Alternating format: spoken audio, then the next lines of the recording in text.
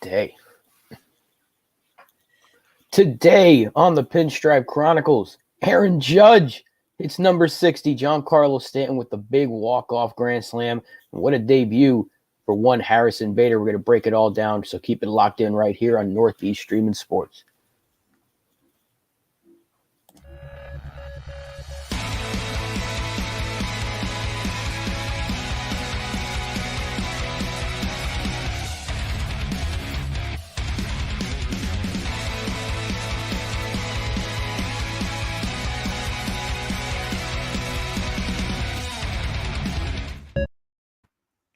And great morning, New York Yankees fans. It's Robin Tats from the Pinstripe Chronicles. And history.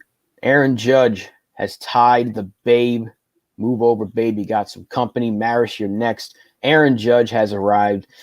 He hit number 60, starting off the big rally to get the huge comeback win over the lowly Pittsburgh Pirates. But the Yankees get the dub. Aaron Judge is the story. Number 60. Bobby Tats, how you feeling? I'm feeling freaking phenomenal. It was just what a game last night. It was just excitement all over. I'm at work. I'm running through the school like a little kid again. Waiting. Like it was Christmas morning, and I got the toy that I really wanted. That's how I felt last night, and it was just one of those nights where it almost seemed like it just wasn't his night. And it's where we had the bases loaded with one out. And it goes to the full count. We're like, all right, here we go. And then he ends up getting the strikeout, on what would have been ball four. And I'm like, that almost kind of took the wind out of the sails of the team because they started to fall flat again. And here comes the ninth inning. And shame on all those fans that left. Shame on you all. There were a lot of fans that were leaving the stadium at that point. He's coming to the plate. You can see the big lineup card on the scoreboard. If you want to beat the traffic, they're losing 8-4. So what? You're able to watch history. I wish I was there. I'm sure you wish you were there to see it. And that was all. I was very disappointed in that, but it did not take away from what they did in that bottom of the ninth. Judge leads off with the home run, and then here we go. All right, let's see if this sparks everybody else. Next thing you know, we're celebrating a walk-off grand slam from no one else other than Stanton, who we were saying has got to get going. But what a phenomenal that was! I can't. It's hard to even put it to words how exciting that was. No, it was incredible. It was incredible.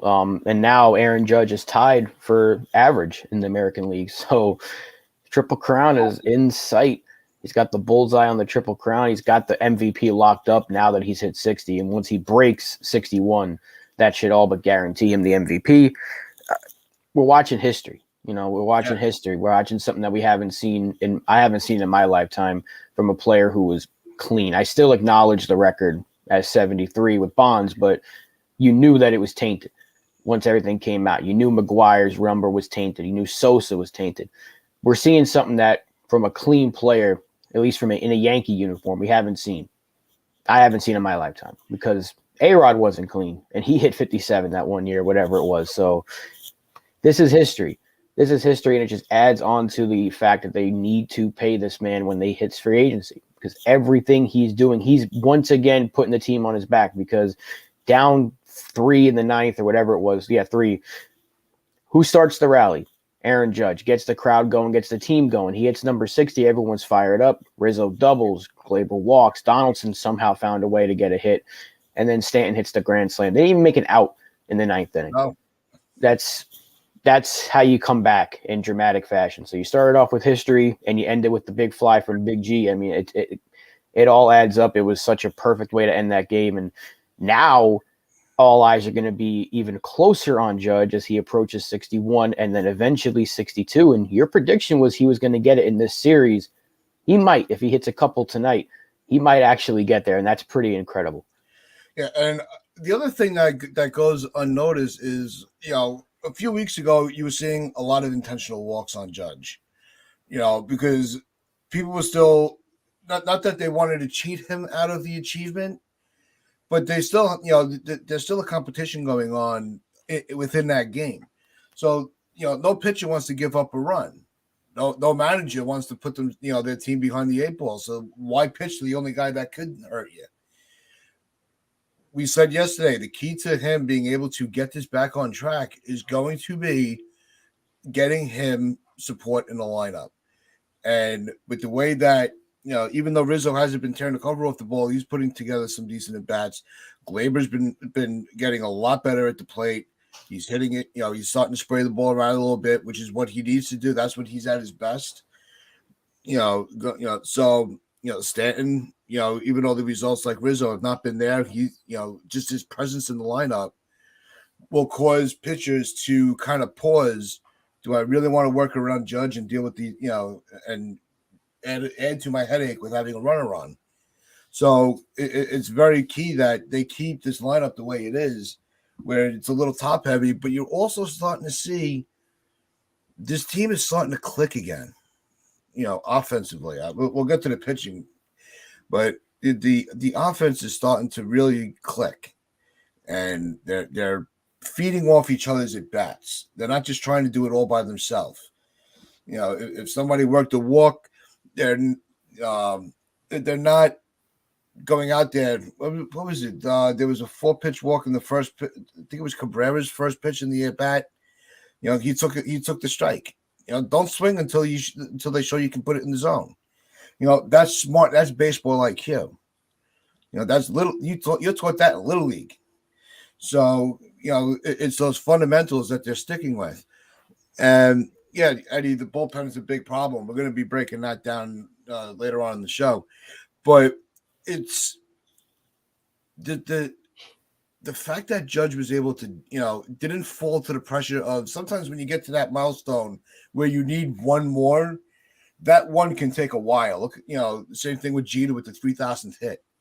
It just seemed, it almost started to feel like it wasn't going to come, and we were wondering going into his first few at bats if Judge was now if he was starting to feel the pressure, but this kid don't feel pressure, and he stays humble. He didn't want to do the curtain call, and I'm glad that he actually did come out and tip his hat to the crowd. But for him, it's all about winning. He doesn't care what his accomplishments are. No, he doesn't, and that's a leader. And for a while, I was attacked when I said he was the captain. They said you can't give it to anybody but Jeter. He needs to show more.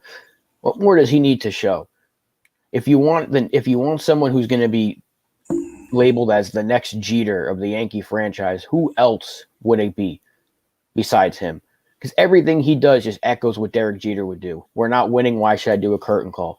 It's all about the team. Personal accolades don't matter unless you win. It's all Jeter cared about was winning.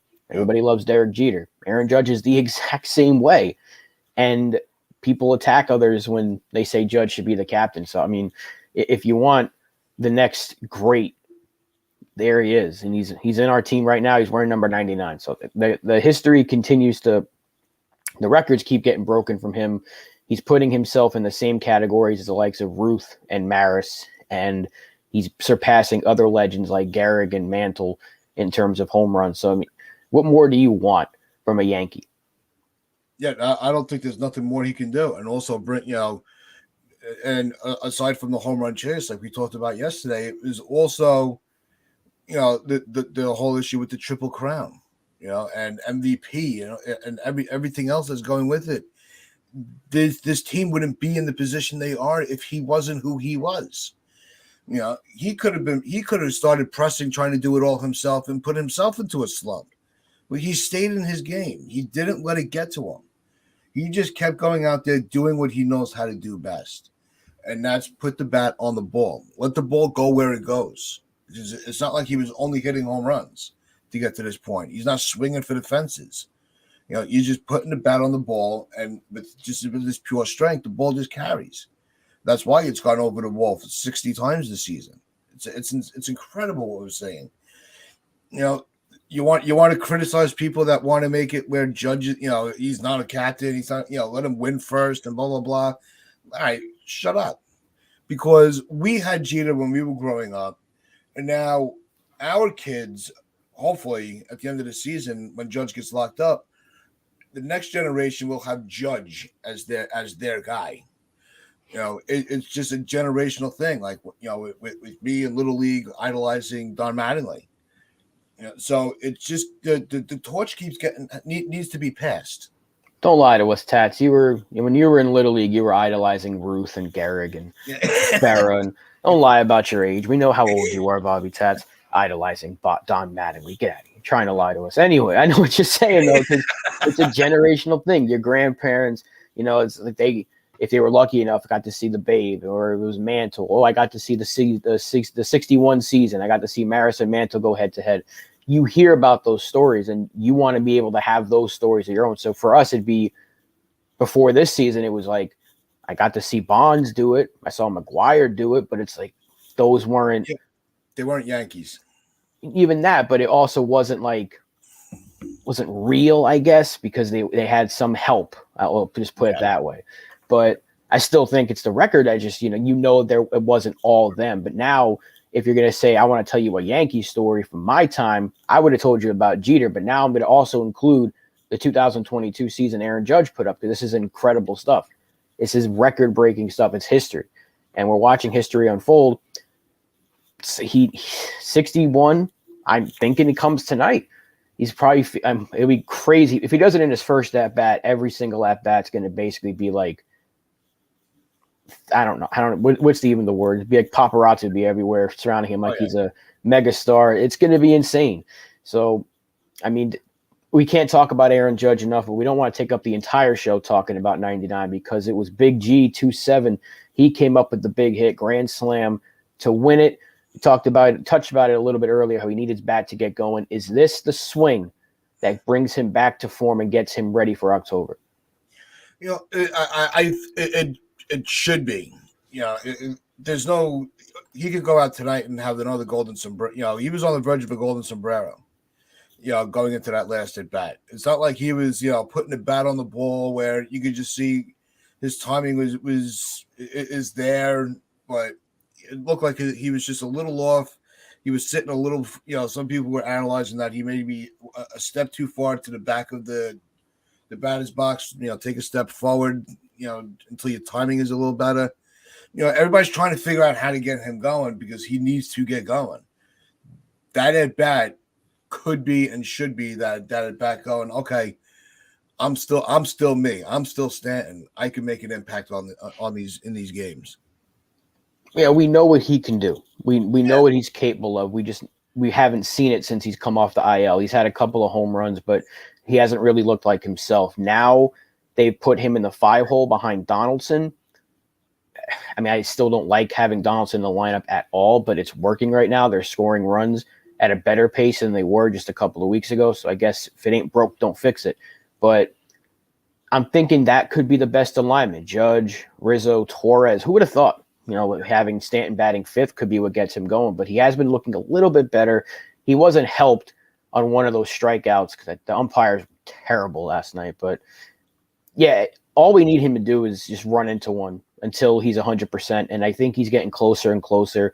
I would like to see him play the field at some point, because we know how much better he is when he does play out in the outfield. But if he's running into a couple here and there and gets him ready for October, that's all we need. Yeah. Is it me, or is he off the plate going to third? I think it's the placement that he, where he's putting his feet, in the batter's box. I think it's hurting him a little bit. I think they sometimes it's not so much your swing, it's where you're standing in the box. Sometimes can also be a factor of why you may be struggling. And we've never talked about it. That's not something that comes up in any conversation. It's always, where his hands on the bat, is his bat sitting on his shoulders, he using it, with his hip. But where are his feet placed? I think that's something that, as we go on, when we're trying to evaluate player slumps, that could be something that's brought into the conversation. So, that's a good call by you, Eddie, to point that out. So the way that this lineup is constructed with Stanton in the 5 spot, what it is you're still in a key part of the lineup without the pressure. So I think that it may be, obviously the way that the lineup worked last night, we all know how the game ended. And way that game ended was Aaron Judge comes to the plate. He hits number 60. And you're going, okay, but is this going to, as much as we're going to enjoy it, we still want the win. There's still, and there were no outs. There's still a game that has to be played. And I give a lot of credit and respect to the players that grinded out those at-bats that kept the inning alive and got the win. This way it wasn't, he hit 60, but they lost the game. Now they hit 60 and we got to see a grand slam walk-off. It's like, that doesn't happen. That's not, you can't write that. No, you can't. And Spence says, Giancarlo proved that no matter how much he may be struggling, he is always a dangerous hitter. There will be other points this season where he will get the big hit. That's the kind of hitter he is. You're right. Absolutely right, because he did it last year. There are times where he would look terrible, and then he would just come up with the big hit. He did it in the playoffs in 2020 because he wasn't hitting the ball necessarily well. He was injured for a good chunk of that shortened season, came back in the playoffs, was our best hitter. So he can turn on at any point. You can kind of just flip that switch. And, Stantonian Grand Slam, and exactly. Yeah. Mac said it perfectly there. Stantonian Grand Slam won the game. If that's what gets him going, and look, Donaldson's been looking a little bit better. I'm not going to hold my breath with him because we've seen that already this year. But even the bottom of the order, aside from IKF, we're getting the job done. Trevino had 2 hits, and I guess we can transition now to talk about Bader a little bit because he came through 2 hits, 3 RBIs in his debut, looked pretty good, and no Aaron Hicks, and that's the best part of it. Yeah, it was. Bader deserved an apology from all the guys that were critical of the trade, myself included. You trade for a guy in a boot, and gave away traded away your pitching depth. If this is how he is going to be in our lineup, and obviously, he's not going to be, he can't be the hero every night, but it's one of those, we've needed this for so long. We've been waiting for that little spark. We were waiting for somebody that can play center field that wasn't going to give up on a ball. I think that was the beginning of the end of Hicks.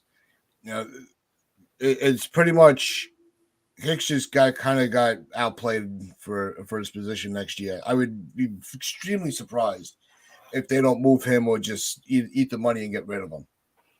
Well, judging by the comments he made a few days ago, I would think he knows his time is up in New York. But Mac here says Bader is a fundamental spark plug for the Yankees. That's exactly what they brought him in. Yeah. He's a contact-oriented, defensive-first player. He's blazing on the base pads, and he's not Aaron Hicks. So you put that in the bottom of the order, hitting 6th or 7th or wherever they want to put him, all of a sudden there's a little more depth at the bottom of that order where a guy like Trevino can start hitting. And if they ever play him, maybe Peraza can get some things done.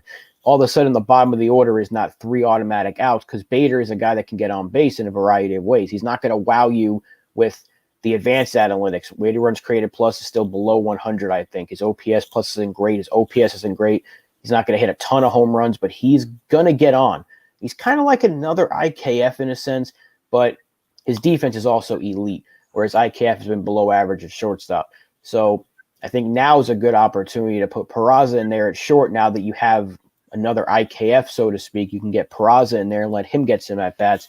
This lineup can really click because now there's even more speed in there with Bader and eventually Peraza, who they used as a pinch runner last night. But yeah, I like Bader. I like the idea of getting him. I didn't like that he was hurt when they acquired him, but I also knew what he was going to bring to the table when they got him. And so far, it's 1 game, so far, so good, because very quickly everyone was criticizing it, right? How can you get rid of Montgomery? Oh, my God, Bader's an outfielder. He's injured. He can't get him. I said.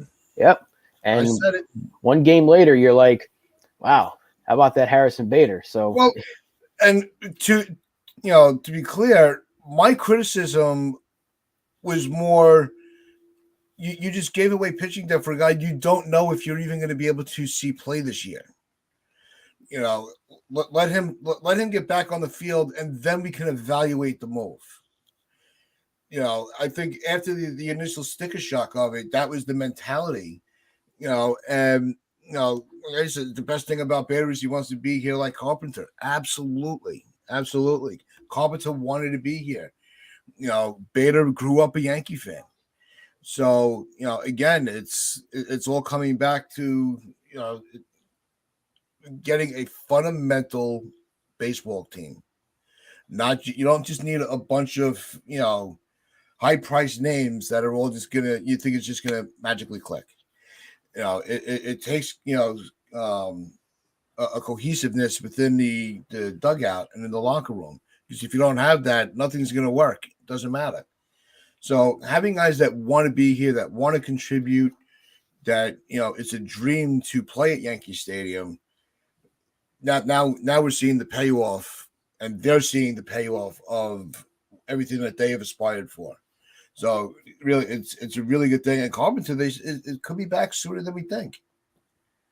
I still don't think they should rush him back, because at this point, unless Stanton starts playing the outfield, then there's no spot for Carpenter, because you can't DH two people. So they should not rush him back. But he could be a pinch hit option off the bench in October. That can go a long way. Or they could start Stanton in the outfield. I don't know how comfortable they are with Cabrera. He did play left field last night, something that I brought up, because he was taking some reps in left field. And I was like, why not? He's so good in right. Why can't he do it in left? And he looked just fine in left field. So at least for now, judging, going by the news about Benintendi, we still don't know when he's coming back, if he's coming back this year. So Cabrera can man left field, but I think if Carpenter's back in the playoffs, you have to consider getting Stanton some reps in left field, just because you're going to need that DH spot opened up for Carpenter's back, because he was too good before getting hurt. He was our second best hitter right behind Aaron Judge, and losing him was huge, because I don't think we lose as many games as we have lost in this second half with Carpenter's back. No, it seemed like Carpenter was the domino that fell, and it kind of ruined our summer. But the other guy that we were waiting to get solid performances out of, that is coming back, and let's transition this into the pitching, and so that's Severino, being activated. So it's we're also, because you're gonna need a pitcher that's going to be able to give you length. Because this bullpen has just been terrible. It's been there's no other way to put it. Bullpen sucks right now. When you're the guy that we can't stand is the guy that gets the win, because he had the only clean inning in the bullpen. And Chapman. I think that tells you right there that this bullpen needs a break.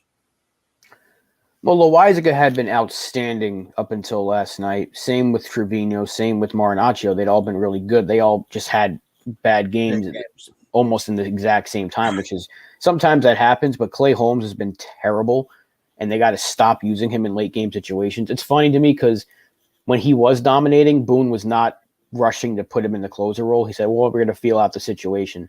Mm-hmm. Now that he is struggling, he won't take him out of these roles. I don't get what he's doing. It makes no sense to me. He sucks right now. He is literally the same pitcher that he was in Pittsburgh last year, and they won't take him out of the ninth inning. I think the other guys will be fine. Loizaga, Trevino, Marinaccio, they'll be fine. We get Efros back hopefully soon, and I think the bullpen will be okay. But the ninth inning is an issue, because you can't use Holmes right now. You can't use Chapman, so you got to figure out that ninth inning. That's why I think they need to keep Clark Schmidt in the bullpen, even though he didn't look great the other day. But I think he can be a real weapon for an inning at least, because his stuff is so electric. Well, because he can pitch multiple innings, and that's that piece of the bullpen that can get your other key guys that extra day where they don't have to throw, and they can work on stuff, and with Harkey in the bullpen. Because Harkey's probably working his ass off trying to get everything right, and nothing's working.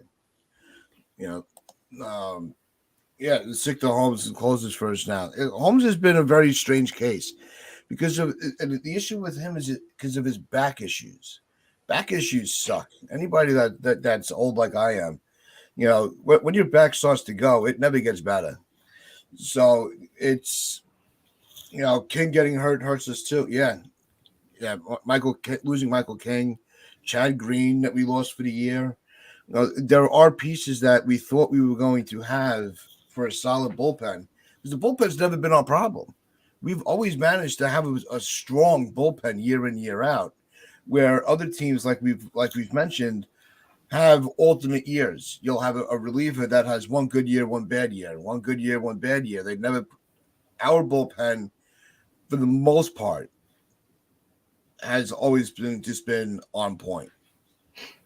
Yeah, and we were very, very spoiled watching Mariano. I almost called him Marinaccio. Watching Mariano lock down the ninth inning for so long, and even then he was getting set up by Mike Stanton and Jeff Nelson, and then after that it was David Robertson. We had Rafael Soriano for that year, so we always had, and even post Rivera, we had Betances and Miller, and then even Chapman for a little while was lights out. We've always been first round of Chapman. Yeah, we've always been spoiled by good bullpens. So now that we're seeing it struggle at a time like this, it's really tough. But I do think getting Britton back and Efros back, it's going to help out down the stretch. We're going to have more reliable arms. Efros is still really good, and they need to get Clay Holmes out of that ninth inning. They just have to. Because if you're going into the playoffs and you got a 2 or 1 run lead in the ninth, and you're bringing in Clay Holmes and he's hitting people and he's missing the zone like crazy and he's walking everybody, you're going to lose the game. You can't have that in the playoffs. You can't have that at all. And especially you can't have Aroldis Chapman out there in the close games. I mean, he got it done yesterday, but I don't trust him at all. Because we've seen this before. He comes back from the IL. He throws a couple of clean innings. You're like, oh, maybe he's back. And then he just has a complete blow up. And you're like, that's why we hate him. And it's going to happen again. He's terrible. And I never want to see him pitch again. But they're not going to get rid of him until he's a free agent, which thankfully is at the end of the year. But they got this bullpen has to figure it out. I'm not too concerned. I am concerned about Clay Holmes, though. Yeah, and the problem with Holmes that you're seeing is the not being able to throw a first pitch strike. You know, and you is it his release point? You know, it's thanks, Eddie. Is it his release point? Is it where he's putting his feet? Is it where he's standing by the rubber? Does he need to shift over a little bit? Where he's because he's got that strange arm angle. To maybe get it a little more over the plate. I can't figure out. I haven't been able to pinpoint exactly what the problem is with him. It's this location. He's never really been a guy that's gonna like locate the corners and all that. He was getting a lot of swings and misses early in the season, and then teams started laying off. They're like, well, this guy's not going to throw me a strike. Why am I swinging? And then he gets himself into trouble. So that's been the issue really since the last 3 months now. Since he was an all-star, he's been absolutely useless. He hasn't had many clean innings, and even in the scoreless innings, he's given up some headaches. So again, he's got to come out of the ninth inning. He cannot be pitching the ninth inning because we are going to lose in the playoffs if he's your ninth inning guy, unless he figures it out. These next 2 weeks, if he becomes lights out again and it's some stroke of luck, then great. But right now, they got to figure out that closer role. No, exactly. Well, the problem is who would be the closer? You got to hope that Britton comes back with enough time to show us something. And same thing with Efros. Who could be a solid eighth inning guy or seventh inning guy. But Holmes his role needs to be reverted a little bit into the middle innings, just until he figures it out. Not to say that he needs like an outright demotion, that he can't be the closer, but take the pressure off of him until he can get himself right.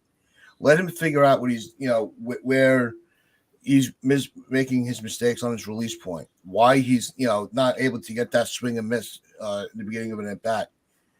Until he figures that out, take the pressure off him. You have enough other arms that can fill the void.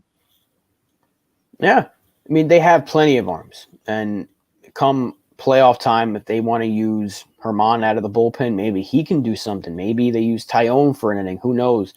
I would have thought Severino could be that guy, but since the injury to Montas, we're kind of hamstrung now, so we have to use him as a starter, but we'll see what they do. Hopefully we have some more history to talk about tomorrow, and that is going to wrap things up for us here at the Pinstripe Chronicles. Thank you, everybody in the chat. Thank you, everybody, for watching, and we will see you guys again tomorrow. Wear your pinstripes with pride and play hard.